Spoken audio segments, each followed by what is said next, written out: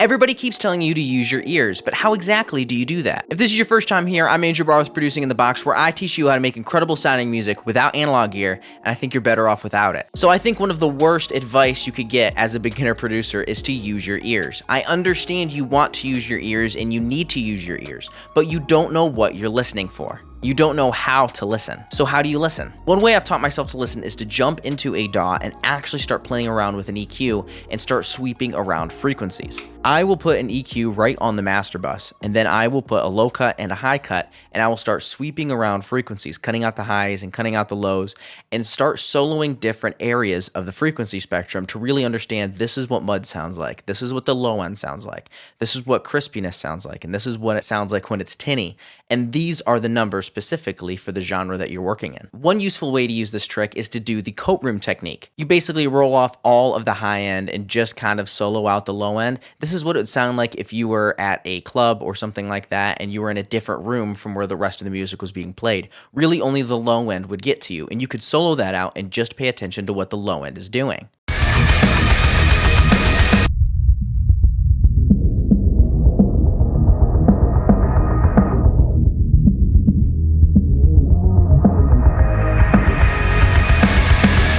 And as I'm sweeping through the frequencies, I can actually see and hear at the same time exactly what's going on. I like to do this with the low end as well.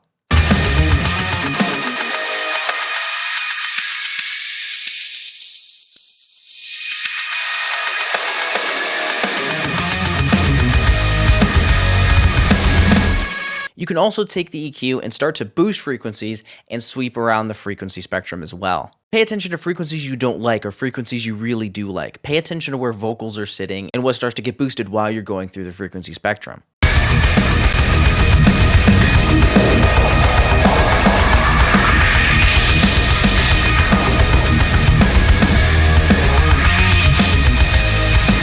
One thing I know for certain is that 4K is always a harsh frequency. This is pretty much a general rule of thumb. If things are sounding a little bit harsh, it's probably in the 4K area, especially if you're dealing with electric guitars. So we'll just take those out a little bit.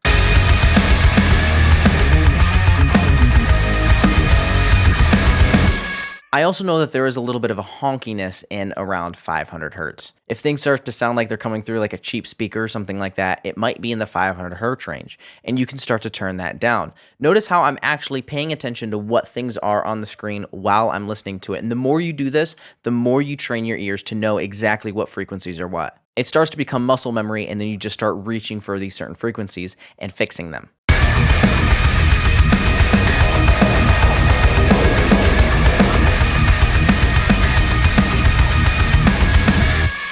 Now, I think everything's sounding pretty good, but I would like to add a little bit more sizzle, and as I was sweeping through the frequencies, I noticed a lot of the sizzle was around 10K. So I'm just going to take a high shelf here, and I can just turn it up right around 10K.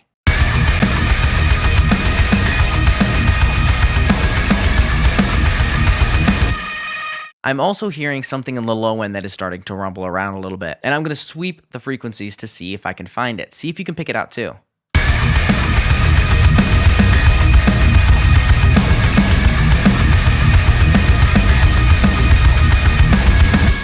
Did you catch it? It seems to be around 67 hertz for me. I can actually narrow that band out just a little bit more, and then I can cut that frequency if I need to, if it's being a little bit too much. But usually what's going on there is the fact that the bass and the kick drum or something else in the low end is fighting in the mix, and I don't necessarily want to put this on my master. So I pulled up the bass here, and I put an EQ on the bass, and let's see if I am right around the frequency that I said it was going to be.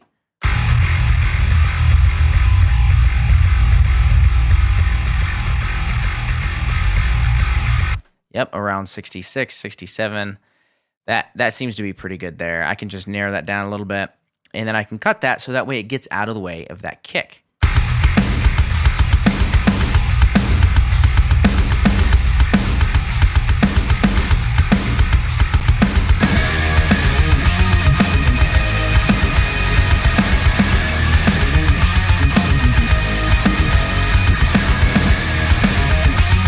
One thing you can do to train your ears even farther is to use reference tracks. Find your favorite artists, your favorite producers, and download their songs and really just drag them into your software. I'd show you exactly what I mean, but So find something that's in your genre, the style of music that you want, and drag it into your DAW and start sweeping around their frequencies and figuring out exactly how things work. In order to use your ears, you gotta understand how to use them. There is a lot to ear training, and I really only showed you one thing, which is essentially EQ and how you can train your ears with EQ. But there's also compression. Compression is a really confusing thing, and to help you out, I made a guide called the Mom in the Car Compression Checklist. It's free, just scroll down right now and click the top link in the description. It really kind of lays everything all out so you can understand compression in a better way. There is also the stereo image, the stereo field, how things sound wide, and there is a secret to making your mixes sound wide. If you want to know what I'm talking about, click this video right here. In that video, I show you everything I know about getting a wide mix without having phasing issues. So if that's something you're interested in, click that video right there. And now as always, go create.